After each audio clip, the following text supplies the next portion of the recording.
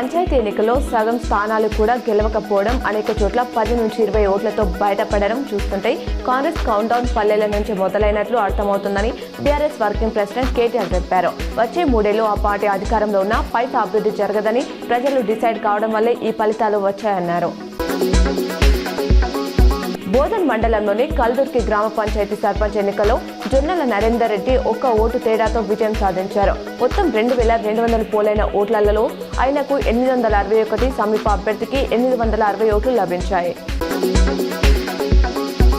చలికాలం దృష్ట్యా ఆర్మూర్ పట్టణంలోని బస్టాండ్ ప్రాంగణంతో పాటు పెర్కిట్, మామిడిపల్లి చౌరస్తాలలో నివాసం ఉంటున్న నిరుపేదలకు, వృద్ధులకు, యాచకులకు సామాజిక సేవకుడు తులసి కుమార్ పట్వారి దుప్పట్లను పంపించేశారు. కామారెడ్డిలో నూతనంగా ఎన్నికైన సర్పంచ్లతో కలిసి కాంగ్రెస్ నాయకులు ర్యాలీ నిర్వహించారు. ఈ కార్యక్రమంలో రాష్ట్ర ప్రభుత్వ సలహాదారు షబీరాలి పాల్గొన్నారు. ఆర్మూర్ మండలంలోని అంకాపూర్ గ్రామంలో గల భార్గవి విద్యానికేతన్ హైస్కూల్లో మొబైల్ వాడకంపై విద్యార్థులకు ప్రత్యేక డిబేట్ నిర్వహించారు. ఈ సందర్భంగా విద్యార్థులు తమ అభిప్రాయాలను వెల్లడించారు.